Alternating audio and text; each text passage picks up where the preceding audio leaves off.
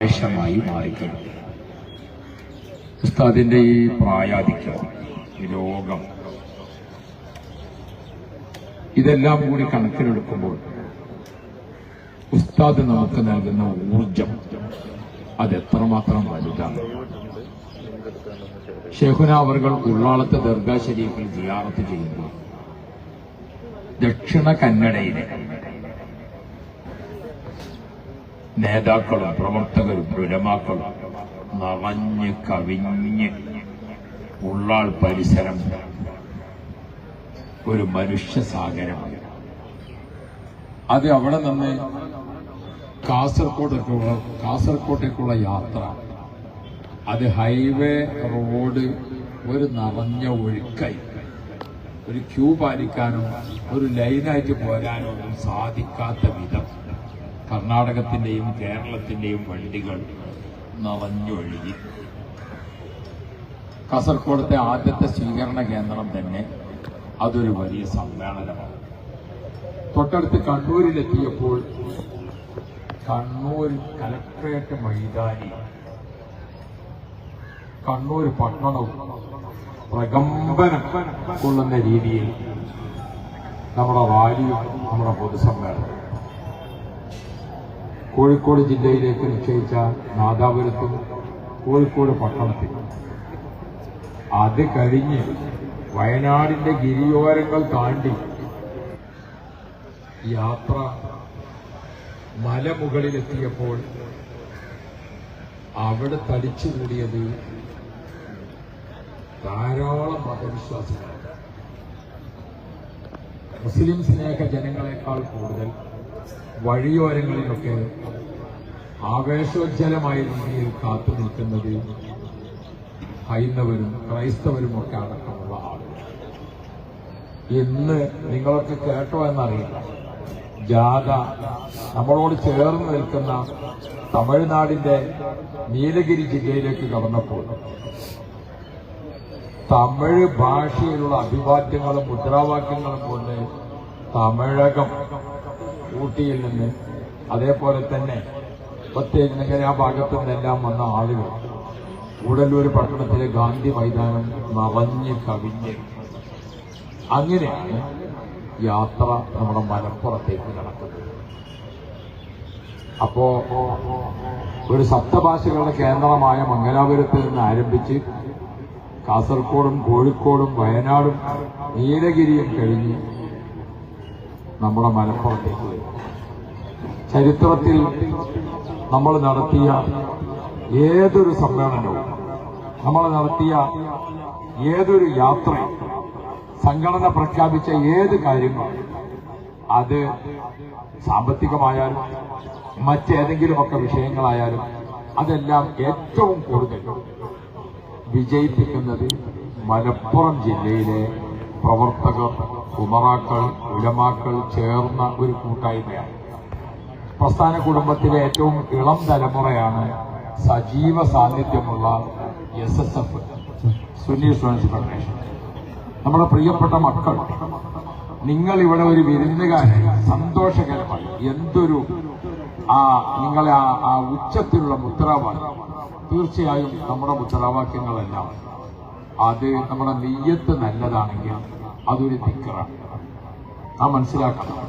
കാരണം ഈ കാലത്ത് നമ്മൾ താമസിക്കുന്ന ഒരു ബഹുസ്വര സമൂഹം, നമ്മൾ താമസിക്കുന്ന ഒരു ജനാധിപത്യ രാജ്യം, നമ്മൾ താമസിക്കുന്ന ഒരു മതേതര രാഷ്ട്രം, ഈ രാഷ്ട്രത്തിലെ ഭരണാധികാരികൾ, ഇവിടുത്തെ ജുഡീഷ്യറി, ഇവിടുത്തെ കരസേന, നാവികസേന, വ്യോമകസേന തുടങ്ങി രാജ്യത്തിന്റെ കാവൽ ഭടന്മാർ, ഇവരിലേക്കെല്ലാം ഒരു സമാധാന പ്രേമികളായ, സമാധാന സ്നേഹികളായ, രാജ്യസ്നേഹികളായ, രാജ്യത്തിന്റെ സുരക്ഷയ്ക്ക് തയ്യാറുള്ള, രാജ്യത്തിന്റെ ജനക്ഷേമകരമായ പ്രവർത്തനങ്ങളെ മുന്നിൽ നിൽക്കാൻ കേൾപ്പിച്ച, വിദ്യാഭ്യാസം കൊണ്ടും സംസ്കാരം കൊണ്ടും സമ്പന്നരായ ഒരു വിഭാഗം കാന്തപുരം ഉസ്താദിന്റെ നേതൃത്വത്തിൽ ഈ മണ്ണിൽ ജീവിക്കുന്നുണ്ട് എന്ന് ബോധ്യപ്പെടുത്തുന്നതാണ് നമ്മുടെ ഈ സമ്മേളനങ്ങൾ, നമ്മുടെ ഈ മുദ്രാവാക്യങ്ങൾ. ഇതെല്ലാം നിങ്ങൾ നോക്കൂ, നമ്മുടെ ഈ സമ്മേളനത്തിൽ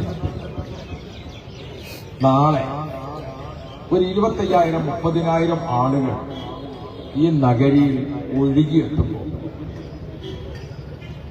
പോലീസുകാരെ സംബന്ധിച്ചിടത്തോളം അവരുടെ ഒരു വകുപ്പിൽപ്പെട്ടതാണ് ഇത്ര വലിയൊരു കാര്യം നടക്കുമ്പോൾ അവരൊക്കെ അവിടെ ഉണ്ടാകണമെന്നത്. പക്ഷെ നമ്മുടെ സമ്മേളനത്തിന് ഒരു പോലീസുകാരന് ഡ്യൂട്ടി വരാറില്ല, ഒരു പോലീസുകാരന് ഡ്യൂട്ടി വരാറില്ല. അത്ര അച്ചടക്കത്തിന്റെ വിഭാഗമാണ്, സമാധാനത്തിന്റെ വിഭാഗമാണ്.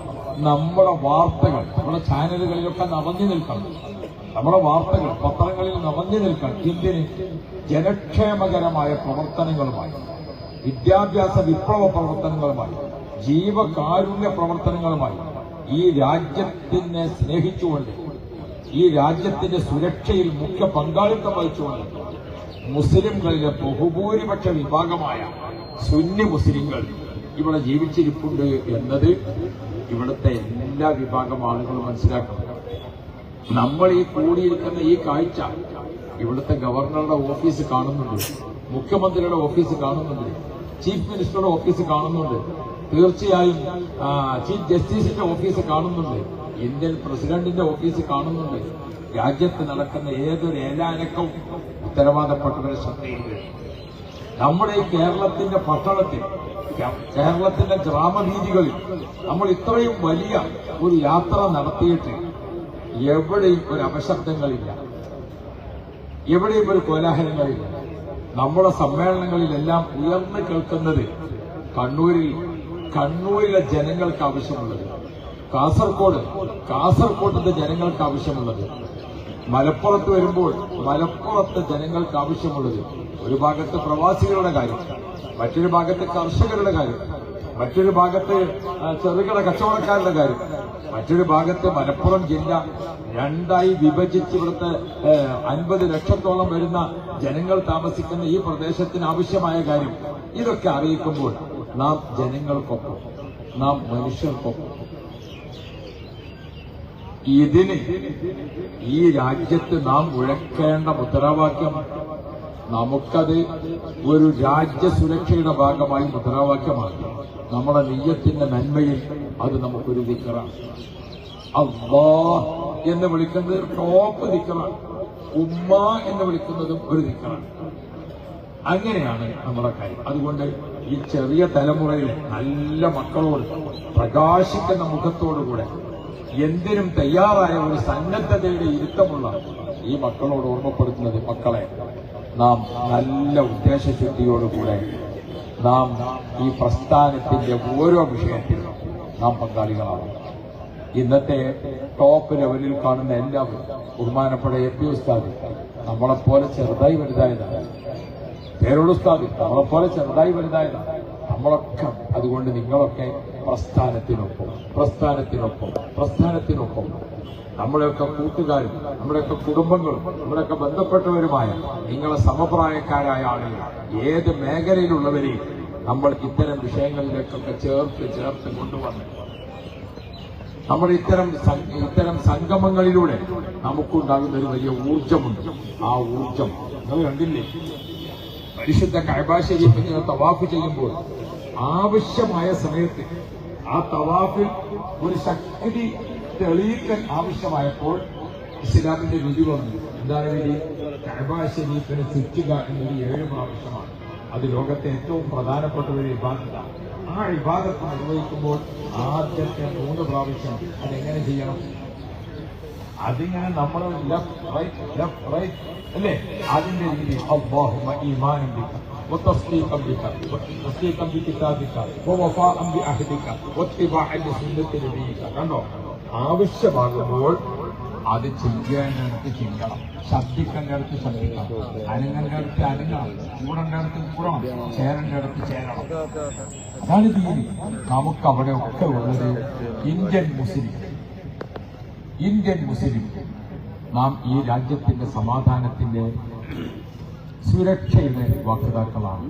ഇത് ലോകത്തെ ബോധ്യപ്പെടുത്തിക്കൊണ്ട്, അതുകൊണ്ട് നിങ്ങൾ ഈ സമ്മേളന നഗരിയിലേക്ക് വന്ന ഓരോ ചവിട്ടടിയും സ്വർഗത്തിലേക്കുള്ള ചവിട്ടടിയായി കണ്ടുകൊണ്ട് തന്നെയാണ് നാം ഇത് നടത്തുന്നത്. ഈ സമ്മേളനം നാളെ സമാപിക്കുമ്പോൾ ഞാനും വടശ്ശേരി ഉസ്താദിനെ ഇന്ന് മഗ്‌രിബിക്ക് മുതൽക്ക് സംസാരിക്കാൻ, ഇതിന്റെ സാമ്പത്തികമായ അവസ്ഥ, അതിന്റെ രീതി, കാര്യങ്ങളൊക്കെ ഏറ്റവും ചുരുങ്ങിയത് നമ്മൾ നേരിട്ട് ചെലവഴിക്കുന്ന പണം അത് എത്ര വലിയ സംഖ്യയാണ്. അങ്ങനെ അത് മംഗലാപുരത്ത് നിന്ന് തുടങ്ങി നമ്മൾ തിരുവനന്തപുരത്ത് സമാപിക്കുമ്പോൾ അത് എത്ര കോടിയാണ്. അതൊക്കെ നമ്മൾ ചെലവഴിക്കുന്നത് ഒരു ഫീൽസ് ചെലവാക്കിയാൽ അള്ളാഹുവിന് മുമ്പിൽ സമാധാനം പറയണം. അതിനൊക്കെ സംഭവവും ഒഫീമാവും ഒരു ഉറുപ്പ എവിടെ നിന്ന് കിട്ടി, എവിടെ ചെലവാക്കി. നമ്മൾ ഈ കുഞ്ഞുഹാജിയോട് നമ്മൾ പോയിട്ട് പറയാണ്, ഉദാഹരണം എവിടെ ഉള്ളതുകൊണ്ട് കുഞ്ഞുഹാജിയോട് നമ്മൾ പറയാണ്, കുഞ്ഞുഹാജി നമുക്ക് നിങ്ങളൊരു സംഖ്യ തരണം, ഇന്ന സംഗതിയുണ്ട്. അദ്ദേഹം അധ്വാനിച്ചുണ്ടാക്കിയ പണം നമ്മൾ വാങ്ങിയിട്ട് നാളെ അള്ളാഹുവിന് മുമ്പിൽ നമ്മൾ സമാധാനം പറയണ്ടേ. അത് അള്ളാഹ് പൊരുത്തപ്പെട്ടതല്ലാത്തൊരു വിഷയത്തിന് നമുക്ക് ചോദിക്കാൻ പാടുണ്ടോ, ചെലവാക്കാൻ പാടുണ്ടോ? അപ്പൊ ഇതൊക്കെ റബ്ബിന്റെ അടുക്കൽ ചോദ്യം ചെയ്യപ്പെടുമെന്ന ഉത്തമ ബോധ്യത്തോടു കൂടെ തന്നെയാണ് നമ്മളൊക്കെ വരുന്നത്. ഇപ്പൊ നമ്മുടെ സ്ഥാപനത്തിൽ നിന്ന് നമ്മളൊക്കെ ഇപ്പോ ഈ കേരള യാത്രയുടെ ഒരു 10 ദിവസം മുമ്പ് തുടങ്ങിയിട്ടുണ്ട് പല സ്ഥലത്തേക്കുള്ള പ്രയാണങ്ങൾ. കിതാബ് നിർത്തി വെച്ചുകൊണ്ട് ദർസ് നടത്തി കൊടുക്കേണ്ട സമയം. നമ്മൾ ഇതിനൊക്കെ അധ്വാനിക്കുന്നത് കുറച്ചു കഴിഞ്ഞിട്ട് പ്രതിഫലം കിട്ടൂല എന്നാണെങ്കിൽ നമ്മുടെ ആയുഷ്കാലം ചെലവാക്കിയതിനെ പറ്റി, നമ്മുടെ ഓരോ സെക്കൻഡിനെ പറ്റിയും ചോദ്യമല്ലേ. അതുകൊണ്ട് മക്കളെ, നാം അള്ളാഹുവിന്റെ ദീനിന് വേണ്ടി നമ്മുടെ രാജ്യം പോലോത്ത ഒരു രാജ്യത്ത് ഇന്ന് ചെയ്യേണ്ട ചില അനിവാര്യമായ കാര്യങ്ങൾ. ബഹുമാനപ്പെട്ട AP ഉസ്താദ് 90ാമത്തെ വയസ്സിൽ ഇത്ര വലിയൊരു സംഗതിക്ക് തീരുമാനിച്ചുകൊണ്ട് ബഹുമാനപ്പെട്ടവർ ഇറങ്ങിയപ്പോൾ അല്ലാഹു റബ്ബി, ബഹുമാനപ്പെട്ട റഈസുൽ സുലൈമാൻ ഉസ്താദ്, ബഹുമാനപ്പെട്ട ഖലീൽ തങ്ങൾ, ഇവരൊക്കെ വെറുതെ ഒരു മാലോകരെ ബോധ്യപ്പെടുത്താൻ വേണ്ടി ഇതിന് നിൽക്കുമോ? അപ്പൊ അതുകൊണ്ട് തീർച്ചയായും ഇന്ത്യൻ മുസ്ലിങ്ങളുടെ അഭിമാനകരമായ ഉന്നതിക്ക് വേണ്ടി ഈ കാലഘട്ടത്തിൽ നാം ചെയ്യൽ അനിവാര്യമായ കാര്യങ്ങളാണ് ഇതൊക്കെ എന്ന് മനസ്സിലാക്കിക്കൊണ്ട് തന്നെയാണ് നാം ഇതിനൊക്കെ ഒരുങ്ങേണ്ടതും വേണ്ടത്. ഞാൻ നിർത്തുന്നു. പറഞ്ഞപ്പോൾ നല്ല ചുറുചുറുക്കുള്ള ചുണക്കുട്ടികളായ SSFന്റെ പ്രവർത്തകരെ കണ്ടപ്പോൾ 4 വാക്ക് ഞാൻ കൂടുതൽ പറഞ്ഞതാണ്. അള്ളാഹു നമുക്ക് കബൂലിയത്ത് നൽകുമാറാവട്ടെ. ഇൻഷാ അല്ലാഹ് നാളെ ഈ എടക്കരയിൽ നിന്ന് 8 മണിക്ക് ജാഥയൊക്കെ ലൈനായി 8:30 മണിക്ക് നമ്മുടെ വരവേൽപ്പിന്റെ കർമ്മം കഴിഞ്ഞ് നമ്മുടെ വാഹനങ്ങൾ വരികയാണ്. ഒരു 100 വാഹനങ്ങളെങ്കിലും നമുക്ക് ഇൻഷാ അല്ലാഹ് നാളെ എടക്കരയിൽ നിന്ന് നമ്മുടെ സമ്മേളന നഗരിയെ ലക്ഷ്യം വെച്ചുകൊണ്ട് ഒരു 11 മണിയാകുമ്പോഴേക്കും ഇവിടെ എത്തിച്ചേരും. അങ്ങനെയാണ് വരുന്ന വഴികളിലെല്ലാം നമ്മൾ വരുന്ന വഴിക്ക് തീർച്ചയായും വഴിക്കടവിൽ നിന്ന് പുറപ്പെട്ട് എടക്കര, അതേപോലെ തന്നെ ചുങ്കത്തറ, അതേപോലെ തന്നെ നിലമ്പൂരിന്റെ 2 ടൗണ്, അതേപോലെ മമ്പാട്, വടപുറം, അങ്ങനെയാണ് തുടങ്ങിയിട്ട് ഇവിടെ എത്തുന്നത് വരെ ഒരു മനുഷ്യ മതിൽ എന്ന രൂപത്തിൽ നമ്മുടെ പ്രവർത്തകർ തയ്യാറായിട്ടുണ്ട്. അതിൽ പ്രായമുള്ളവരുണ്ട്, ഉലമാക്കളുണ്ട്, ഉമറാക്കളുണ്ട്, മുതാലിമീങ്ങളുണ്ട്, SSF, SYC എല്ലാവരും ഉണ്ട്. ഓരോ സ്ഥലത്ത് വരുമ്പോൾ അഭിവാദ്യങ്ങൾ അതിങ്ങനെ മുഴക്കൽ ഇപ്പങ്ങൾ ഇങ്ങനെ മുദ്രാവാക്യം വിളിച്ചു വന്നപ്പോ ആ സൗണ്ട് അതിവിടെ ഇങ്ങനെ പ്രകമ്പനം കൊള്ളണം. അതാണ് വേണ്ടത്. അല്ലാതെ പാർലസ്കാരം കഴിഞ്ഞ സുബാനല്ലാന്ന് പറഞ്ഞ അതിലല്ല മുദ്രാവാക്യം വിളിക്കുന്നത്. അതതിനെ വേണം. അപ്പൊ നാളെ ഓരോ സ്ഥലത്തും ഞാൻ നിൽക്കുമ്പോ നല്ല അഭിവാദ്യം. തങ്ങളുടെ നേതൃത്വത്തിൽ എടവണ്ണ പള്ളിയിൽ അവിടെ എത്തുമ്പോണ്ടല്ലോ, അവിടെ ഇങ്ങനെ മുദ്രാവാക്യം വിളിച്ചാൽ അവിടെയുള്ള എല്ലാ സംഗതിയുള്ള ആളുകൾക്കും അതിങ്ങനെ എല്ലാ മതവിശ്വാസികളും എല്ലാ വിഭാഗം ആളുകളാണ്. കേരള യാത്രക്ക് അഭിവാദ്യം, കാന്തപുരത്തിന്റെ അഭിവാദ്യം അതിങ്ങനെ കേട്ടിട്ട് ഇൻഷാ അല്ലാഹ് ഇങ്ങനെ ഒരു കാന്തപുരം ഉണ്ട്. അദ്ദേഹത്തിന്റെ നേതൃത്വത്തിൽ ഒരു ജനകോടികൾ നമ്മുടെ ഇന്ത്യയിലുണ്ട്. അവരൊക്കെ ഇന്ത്യൻ പൗരന്മാർ തന്നെയാണ്. അവരൊക്കെ ഈ രാജ്യത്തിന് വോട്ടവകാശമുള്ളവരാണ് എന്ന് ഉത്തരവാദപ്പെട്ടവരൊക്കെ ബോധ്യപ്പെടുത്തുന്ന തരത്തിൽ നമുക്ക് ഇൻഷാ അല്ലാഹ് കേരളത്തിൽ നമ്മുടെ ശബ്ദം നിലനിർത്തണം. അല്ലാഹു നീ തൗഫീഖ് നൽകണേ അല്ലാഹ്. ഞങ്ങളെ യാത്ര തിരുവനന്തപുരത്ത് എത്തി സമാപിച്ച് ശൈഖുനാക്ക് ആഫിയത്തോടെ വരാൻ നീ തൗഫീഖ് നൽകണേ അല്ലാഹ്. ഒരു ക്ഷീണം നൽകല്ലേ അല്ലാഹ്. എവിടെയും ഒരു അപകടമില്ലാതെ, ഒരു ആഫത്തില്ലാതെ, ഒരു മുസീബത്തില്ലാതെ, ഒരു വിഷമമില്ലാതെ ഞങ്ങളെ യാത്ര കൊണ്ടുപോകാൻ നീ തൗഫീഖ് നൽകണേ അല്ലാഹ്. കഴിഞ്ഞ കേരള യാത്രയിൽ ആവേശോജ്ജലമായി ചൊല്ലിയ ഗാനമാണ് നമ്മളിവിടെ തുടക്കത്തിൽ നമ്മൾ ചൊല്ലിയത്, അല്ലേ? മനസ്സുള്ളിൽ എന്താണ് ആ ഗാനങ്ങൾ ഇന്നും അൽഹംദുലില്ലാഹ് അതിങ്ങനെ ചൊല്ലിയതിന്റെ ഒരു മധ്യത്തിലാണ് എത്തുമ്പോൾ നമ്മളെ മങ്കൂസ് മൗലൂദ് മതി അങ്ങനെ സമ്മാഹു മുഹമ്മദ എന്നാണ് പറയുമ്പോഴാണ് സദസ്സ് ഒന്നായിട്ട് അല്ലാഹുമ്മ വബാരിക് അലൈഹി എന്ന പോലെ നമ്മളിത് ഒന്നായിട്ട് എല്ലാവരും ഞാനിങ്ങനെ ശ്രദ്ധിച്ചിട്ട് എത്തിയിരിക്കണ കേൾക്കാൻ മൂപ്പരും പറഞ്ഞ സിന്ധാബാണ്. അപ്പൊ എന്താന്ന് വെച്ചാൽ ഒരു ആവേശം വരാം. അതിനെയാണ് ദീനിയും പറഞ്ഞത്, അങ്ങനെ തന്നെയാണ് നടത്തുന്നത്. അള്ളാഹുവിനെ നീ ഖൈറ് നൽകണേ അള്ളാഹ്. SSFന്റെ നേതാക്കളും പ്രവർത്തകരും ഇങ്ങനെ ഇവിടെ കൂടിയവർ ഇതേ സമയത്ത് ഇതുപോലെ തിരൂരിൽ നടക്കുന്നുണ്ട്. എല്ലാ സ്ഥലത്തും നീ എല്ലാവർക്കും ഖൈറും ബർക്കത്തും നൽകണേ അള്ളാഹ്. എല്ലാ നിറഞ്ഞ സന്തോഷവും പ്രവർത്തകരെ അറിയിച്ചുകൊണ്ട് ഇൻഷാ അള്ളാഹ് രണ്ടാമത്തെ